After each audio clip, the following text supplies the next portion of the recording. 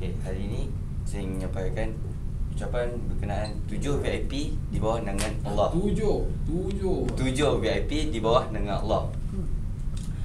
Sebenarnya kita sedia maklum bahawa dan setiap orang yakin bahawa setelah kita mati diakhiri dengan hari pembalasan atau hari akhirat, di mana pada hari tersebut segala umat manusia dihukum berdasarkan amal ibadat masing-masing semasa di dunia.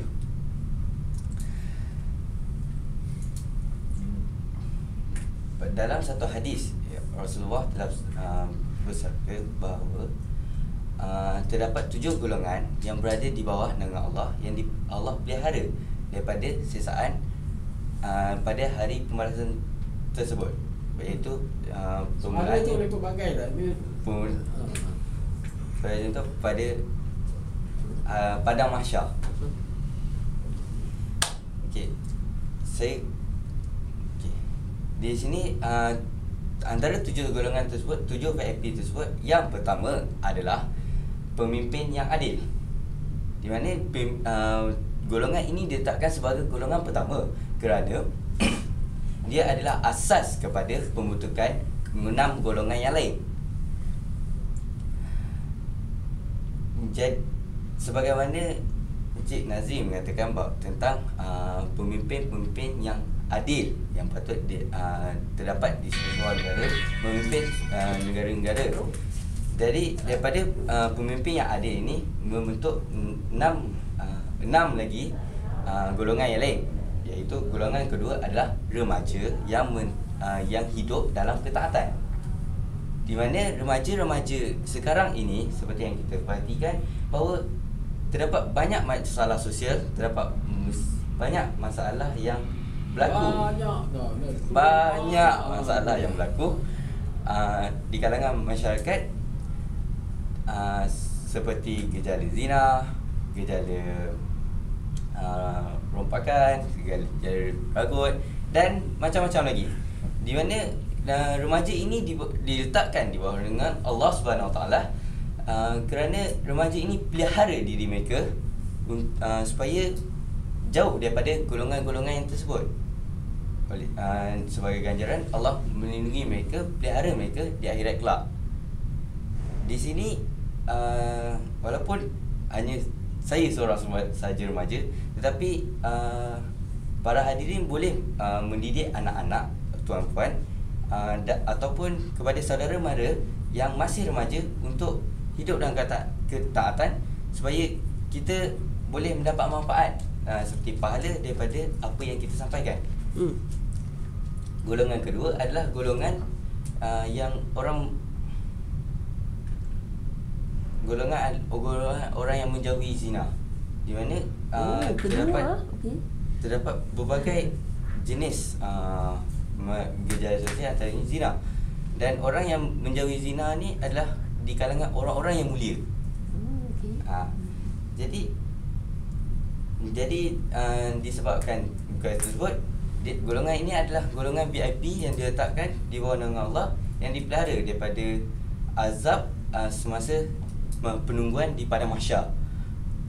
Seterusnya adalah yang keempat adalah golongan-golongan orang yang bersedekah dan dalam keadaan senyap.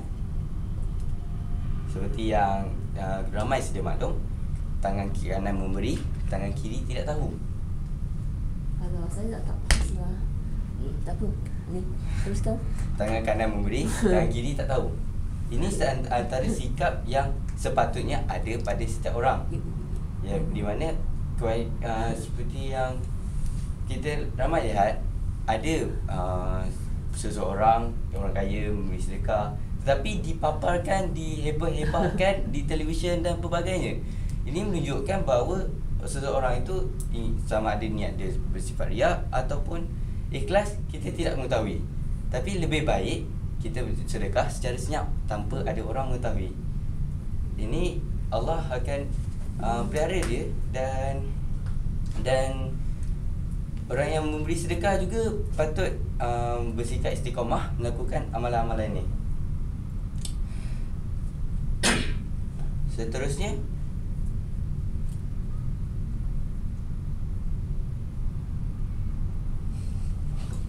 Kelima, terus kelima. ya. Apa lagi?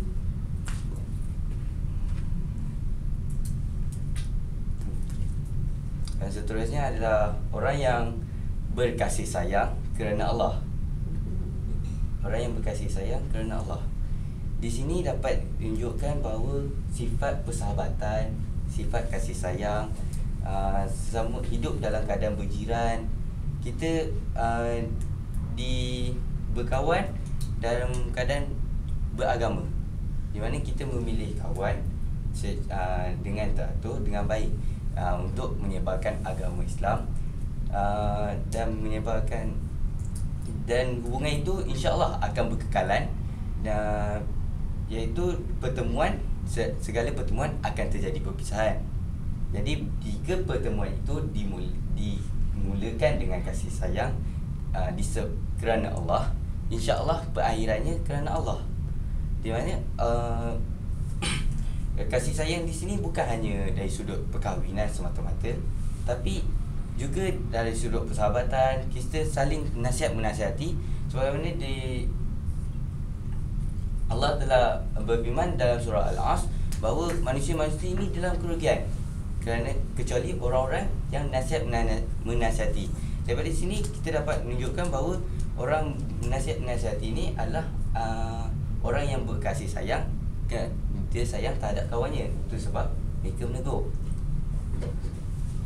Di sini kita dapat lihat bahawa